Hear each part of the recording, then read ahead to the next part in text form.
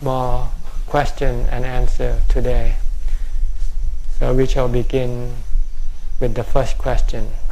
Okay, Longpa. Question number 1 from Newark, New Jersey, United States, from Martin Kito. I tried using Bhutto mantra when I sit in meditation because I found that focusing on my breath is difficult. My mind often goes all over the place and it's hard to get into settle on one thing. However, when I come out of meditation on Bhutto, I often have a headache and I feel as if I just came out of a trance. I have gone back to breath meditation, but sometimes I use mantra at the beginning and then I turn slowly to the breath. So is it appropriate to use mantra to get the mind to settle down and then turn attention to the breath? Or if I start with mantra, that I only use that? Yeah, it's okay. Sometimes when you first start, you cannot focus on your breath. Then you use mantra, or you can recite the sutta, like chanting, to slow your mind first. Sometimes your mind is still very active when you first start, and it cannot focus on your breath. So you let it chant, recite something like a mantra or the Buddha's sutta. And after you recite or you chant the mantra, recite the mantra, and you feel calm enough to focus on your breath, then you just keep focusing on your breath. It's okay. It's a good method. This is proper. It's like driving automobile. When you first get off the road, when you first started, you have to use shift to low gear. And then once the car starts moving, then you can shift into high gear. If you start off with high gear, the car might not run. So it's all right. This is the proper way. Question number 2 from the same person from United States. When walking in meditation, sometimes I begin with saying Buddha out loud with each step until I feel my mind is fully in the present, and then I stop saying it and focus on my step. Is this appropriate way to begin meditation? If it makes your mind calm and it can help you concentrate on your meditation object, then it's okay. Question number 3 from Malaysia, from Shin Yi. When practicing Anapanasati, is the correct way to just be aware of in and out breath, or to focus my attention on the spot above my lip where the air touches, or I can choose whichever way I feel more comfortable? Yeah, either way, just be aware of your breath, whether it is coming in or it is going out. Or you can focus at the point of entrance and exit, at the tip of the nose. Yeah. But the important thing is not to force the breath. Leave the breath alone. You just want to watch the breath. Use the breath as an anchor to your mind, to prevent your mind from thinking about other things. Question number 4 from the same person from Malaysia. I've been practicing Anapanasati for over a year. During my 1 hour sitting, I can be aware of at least 90% of my in and out breath. I also can see thoughts arise and cease in 1 or 2 breaths time. The general feeling is calm, peaceful, comfortable, and slight joy.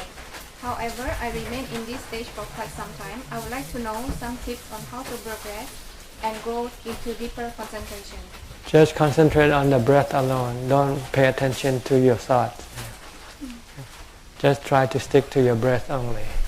Don't be distracted by your thoughts. Then your mind will enter into more deeper, calmer state. Question number 5 from Melbourne, Australia, from Mr. Amar. Dear Thanachan, can you share your fondest memories of Longta?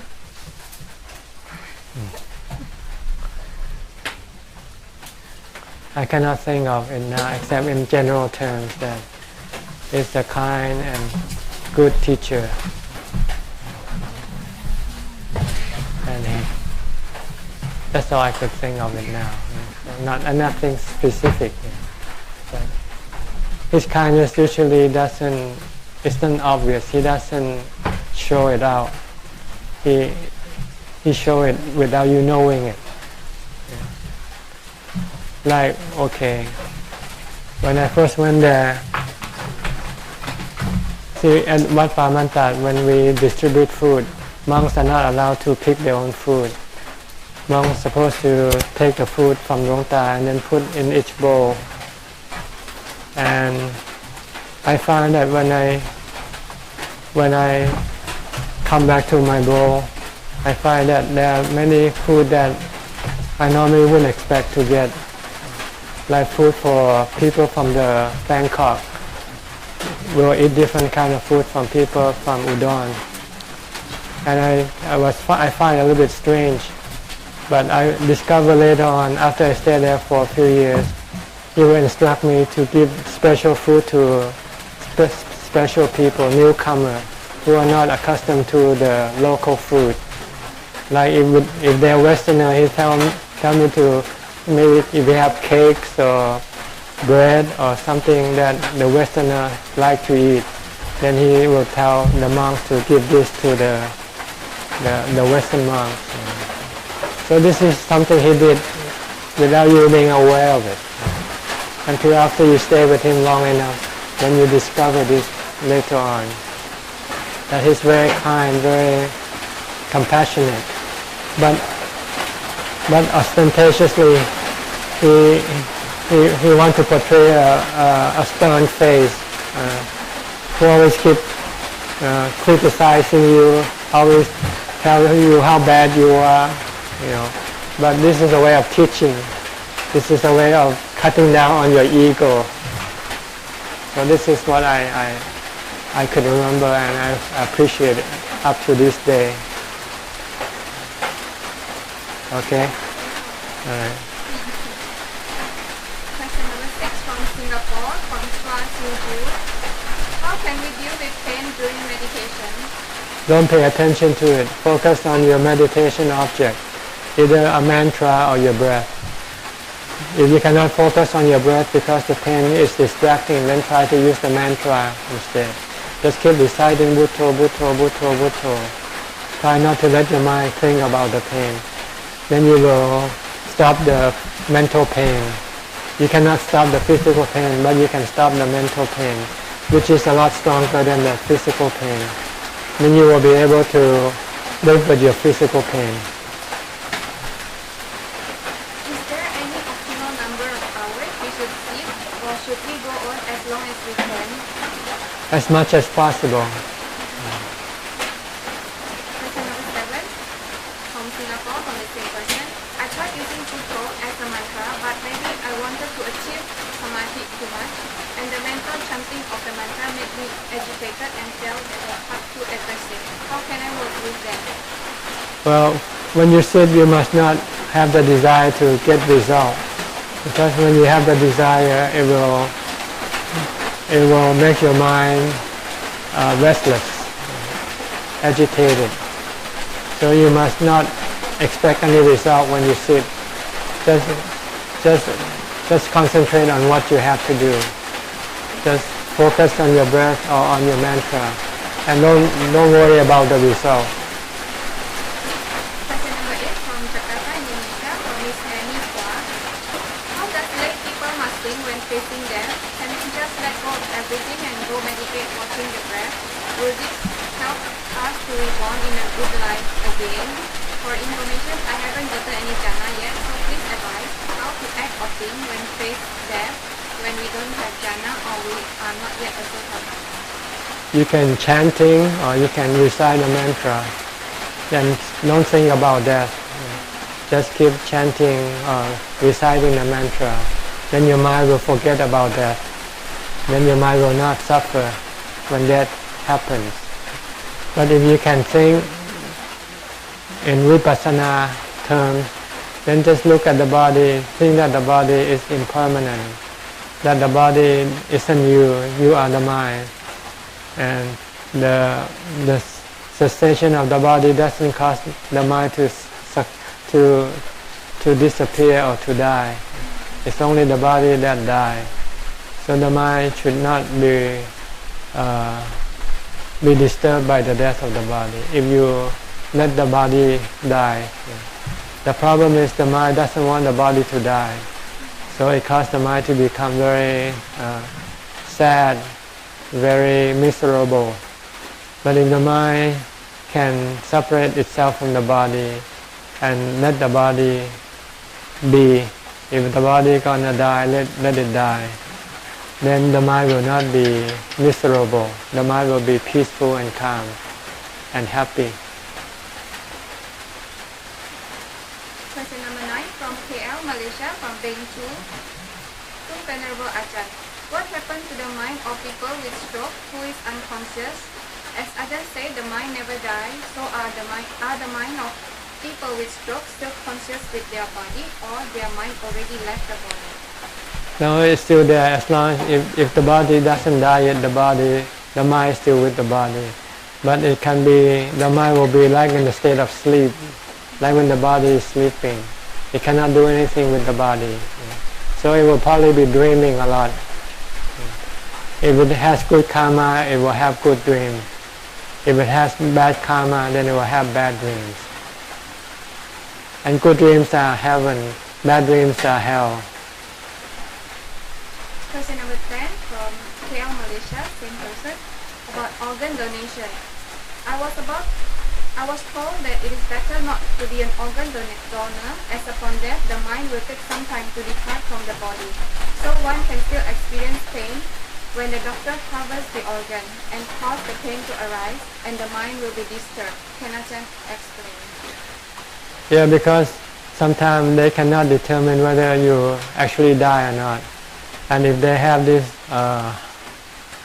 the wish to harvest your organ, they might presume that you are dead, and then you might suffer more because you're not dead yet. You know. But I don't know the real situation, you know, whether this is true or not. But it's up to you. You can give up, donate your organs, or you don't have to. But you don't get any result mentally. You don't get any merit. If you want to have merit, have result, you have to give it while you're still alive. Like, you know, you give one kidney to someone else, because then you can experience the joy of giving, see. But when you die, you don't experience that joy of giving. So it doesn't make any difference if you donate your organ after you die. But if you donate before you die, you will then experience the joy of giving. Like if you share one of your eyes for somebody else, or share one of your organs or one of your lungs for someone else, then you can experience that joy of giving.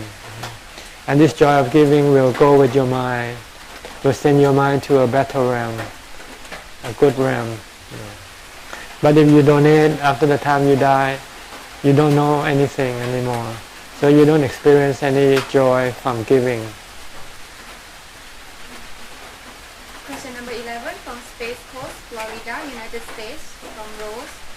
I'm convincing my mind at this point to see clearly that kaya is anicca, dukkha, anatta, made of 4 elements that arise and decay.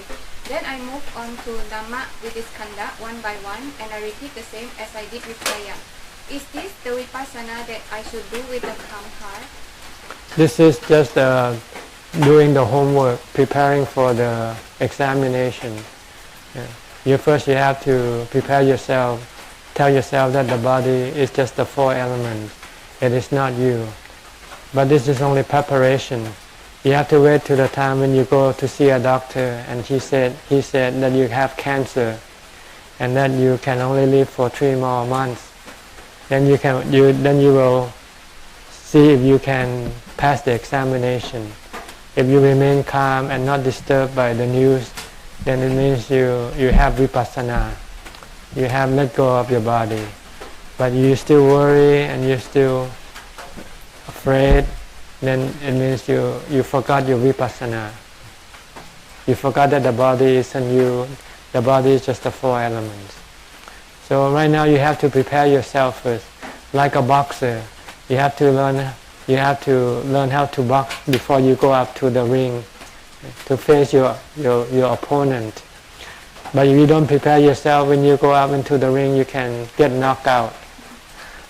So before you you do the real vipassana, you have to do the fake vipassana first, by keeping reminding, telling yourself that the body isn't you, that you cannot control your body. If it's gonna get sick or die, there's nothing you can do about it. If you accept the truth, then you will not be disturbed.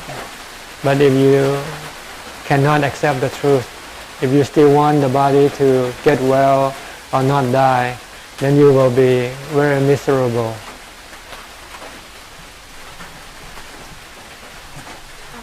For next question, how to practice vipassana once mind is dark at a still heart?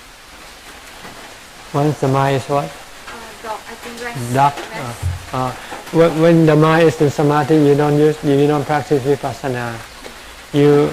When you do samadhi, you want to generate peace and happiness and strength for the mind, so that after you come out of samadhi, then you have the strength to face the reality of the body or of the things that you have to lose. If you don't have samadhi, your mind doesn't want to think of the truth. It doesn't want to think about getting old, getting sick or die, or losing something you love. But if you have samadhi, when you come out, your mind is neutral. Your mind can be directed to think about the truth. You have to think about the truth in order not to forget, and in order to prepare your mind to let go. So this is what you do when you come out of samadhi. Prepare your mind to face reality. And when the reality happens, then you can pass the examination. But if you don't prepare yourself, when the examination comes, you will not be able to pass, because you won't know what to do when you get sick or you're gonna die. Then your old defilements will come up and say, oh, I don't want to die, I want to. But if you've been training your mind to say, this is not my body, it's gonna break up, and there's nothing I can do. If I resist, I will suffer. But if I don't resist, I will not suffer. Question number 12 from Malaysia, from Mr. Chin. One day, my wife's cousin is dying of cancer. He's about 40 years old. He isn't of good character and has borrowed heavily to gamble. His doctor said that these are his last days. Lately, every night he told his visitors that he sees many fierce monkeys climbing on trees in the forest. It was so real to him that he told his visitors to be careful of these monkeys, that they will attack them. I have a feeling he's going to be reborn as a monkey. Are there any sutta to recite for him to help him to have a better rebirth? He has to recite himself. He has to calm his mind by reciting Bhutto, Bhutto, or chant any verses or any discourses. The goal is to stop his mind from generating all these thoughts. If he can stop generating these thoughts, then his mind will be blank and be calm. Then he can go to a good state. Question number 13 from KL, Malaysia, from Mr. Peter. I'm quite a successful person in my career, but I fail in my relationship. I have 2 beautiful daughters. It has been more than a year that my wife and children are no longer staying with me. I remember Ajahn teaching that our kids do not belong to us. This teaching helped me a lot to overcome my sadness, but at times I still feel hurt and sad. Can Ajahn please guide me? Well, just accept the reality. If they are gone, just accept that. Don't have any desire or wish for them to come back. Because if you have any longing or desire for them to come back, you will feel sad. But if you accept that they're already gone, it's already past, you have to live in the present. Live with whatever you have. If you have to live alone, you can look in a positive way. That without them, then you can concentrate on your meditation practice. With them, then you will not be able to do. So you can turn the bad situation into an asset by thinking, without them, I'm free to do anything I want to do. I can meditate, I can become a monk. But if I have to look after them, then I cannot meditate or become a monk. So in a way, it's good for you to be alone, if you know how to look at it. Question number 14 from Danny Teo. Dear Venerable, I would like to know about mind and body when they are merged in the mother's womb. If the child is born deformed, stupid or retarded, does karma plays a part for this? Is it the karma of the mind? There are both factors that can influence the formation of the body. The mother's condition and the karma also. So there are two factors. Sometimes it's karma, sometimes it's the malfunctioning of the mother's body. So we don't know which one. Sometimes you have good karma, but you got the bad mother who takes drugs and doesn't look after her body, and have all kinds of diseases in the body. So the baby inside will also contract the disease from the mother. So this is not karma, but it's the mother's what do you call the mother factor. So there are two factors. If the karma factor, you can look at this. You can have a brother and sister who are born from the same parents, but have different result. A sister might be good looking and the brother might be bad looking. The sister might be kind and gracious, the brother might be bad, be obnoxious. These are from the karma. So we cannot choose, right, when we are talking about. You can choose the karma, but you cannot choose the body of the mother.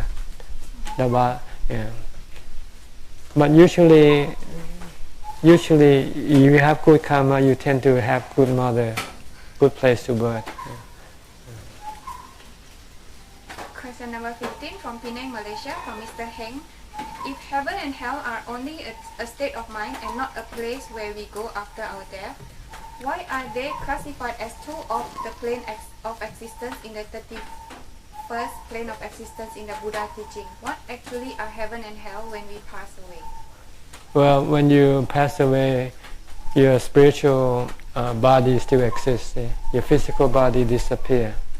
And your spiritual body then experience the fruit of your karma. If it's bad karma, then your spiritual body will experience bad feelings, and there are different levels of bad feelings. Bad feeling that arise from hunger, bad feeling that arise from fear, bad feeling that arise from hatred.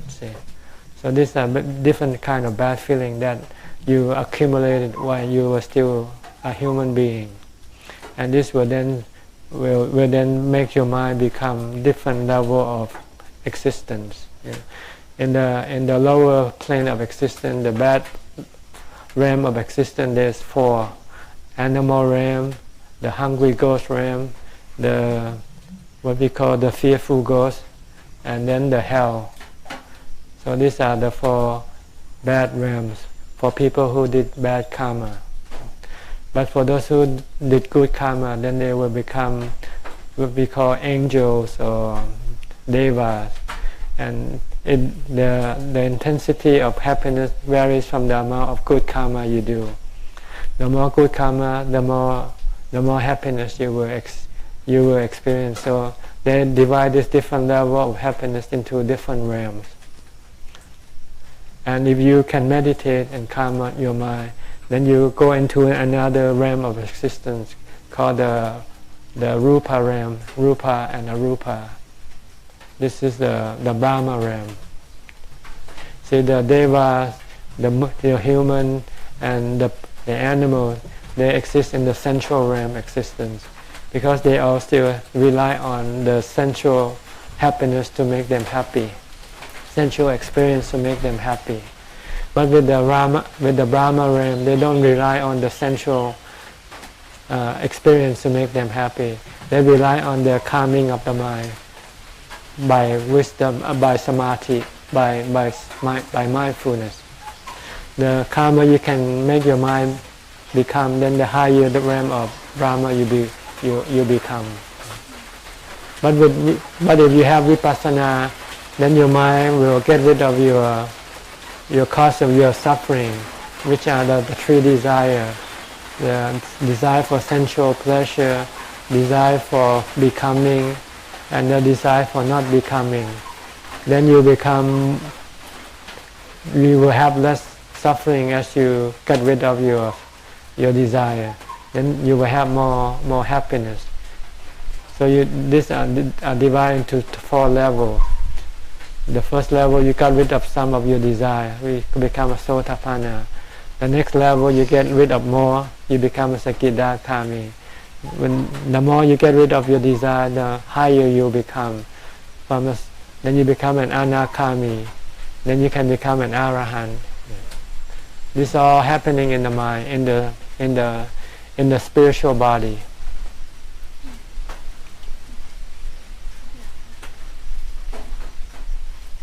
Question number 16 from Malaysia, from E.S. Lee. Dear Thanajahn, may I know what is your view about collecting Thai Buddhist amulets? It's just illusion.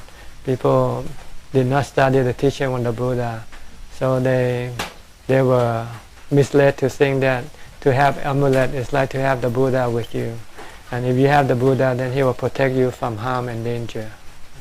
But the Buddha can only protect you from you practicing following his teaching. If you follow his teaching, you do good karma. Then your good karma will protect you from experiencing the result of bad karma. Question number 17 from Brett Allen. Dear Ajahn, some Indian tradition says that certain foods such as onion, garlic and meat are not good for meditation. What do you think about this? Well, I heard Ajahn Nongta also said that some kind of food is not good for meditation because they can arouse your sexual desire, like milk and cheese, something fatty stuff. If you eat a lot of them, it can increase your sexual drive. So if you have problem with sexual drive, you should try to abstain from taking this product, fatty product. Those things I don't know. Maybe they have some effect on your body which will affect your meditation. Question number 18 from David Ng. I think he didn't get the answer from the last Q&A. How can a person develop third eye, psychic ability, while he still learns to meditate? The third eye can come only through your past karma. If in your past life you have learned to develop this third eye, then when you meditate you will then be able to open up your third eye. But if you don't have this ability, you won't be able to have this third eye. You will only have samadhi, you have only calm, peacefulness and happiness. So this third eye ability is very rare among meditators. I heard Thanajahn Nongta said maybe 5% of meditators have this special gift, the ability to see the other spiritual body, connect with other spiritual body, see the past life, or be able to read the mind of other people. These are special gifts that have to be developed in the past. You might in the past run into a teacher who teaches you how to develop this third eye. Then you have learned to do this, and when you die, when you're reborn, and if you happen to meditate, then you will then be able to restart the third eye. But if you never learn this way, how to open your third eye before, then you will never know how to do it. You need a teacher to teach you this. But the Buddha doesn't want to teach you the third eye because it's useless in terms of getting rid of your rebirth. So he teaches you vipassana instead. Question number 19 from Philippines, from Roni Manzano. I'm 54 years old. I regret that I'm not able to see you when you come here in the Theosophical Society in the Philippines. Since 1999, when I read books on Buddhism, I wanted to become a monk. However, I went to different Buddhist groups here. and they are also busy. Could you help me to become a monk? I'm so serious about it. Can you help me to enter the Sangha? Well, you have to become a monk before you actually enter into monkhood. Live like a monk. Stay alone, keep the 8 precepts, and practice all day. Stop going outside to do other activities. Do only meditation, walking and sitting meditation, and read Dhamma books. If you can do this, then you can become a monk. Then you can go to any monastery and apply to become a monk. So you have to become a monk before you actually enter into monkhood. Question number 20 from Chuan Sing Yi. Oh, this is about Buddhist teacher. It's a follow-up from the last month questions. I made many comments in Ajahn Brahm's fan club Facebook. I'm challenging my mind whether someone who claims he's a Buddhist teacher is someone who is suffering from an expanded mind himself. Because Buddhism is a natural process of realization and is not a form of knowledge. So how could anyone teach something that is not a form of knowledge? So if a Buddhist teacher teaches Buddhism because he understands it and he possibly transforms it into knowledge, so is Buddhism a form of knowledge to you? Yes, Buddhism is the teaching of the Buddha. And the knowledge that the Buddha teaches us is the knowledge of the Four Noble Truths. The truth that we have inside our mind, but we don't know it. We have mental suffering, but we don't know what causes this mental suffering. The Buddha had discovered that our mental suffering are caused by our cravings, our desire. And if we want to stop this suffering, we can use meditation and the truth to stop it. The truth is that whatever you desire for or crave for, they are bad for you because they are not permanent, because they don't belong to you, they don't stay with you all the time. So whenever you have the desire to have something to make you happy, if you have the wisdom of the Buddha, then he'll say, no, this is not the right way. The right way to have real happiness is to just meditate and calm your mind and stop all your desire, resist all your desire. This is the knowledge that the Buddha had discovered that made him become a Buddha, that made him stop rebirth. And so he then bring this knowledge and teach to other people who are interested. And if other people can understand his teaching and apply it in their life by developing morality, samadhi, and panya, then they can also get rid of all their mental suffering. So he said, if Ajahn say yes, is the Buddhist teacher suffering from holding the mind filled with knowledge and emotion of teaching? I don't know what he means by this. So his other question is a Buddhist teacher holding something in mind with emotion? Is the Buddhist teacher suffering from an expanded mind? I don't know. I'm sorry, I cannot understand the question. His next question, if wisdom is left in the mind after all knowledges out from the mind, is the Buddhist teacher someone who possesses wisdom but still holding reason to teach? I think we have to skip this question because I don't quite understand the question.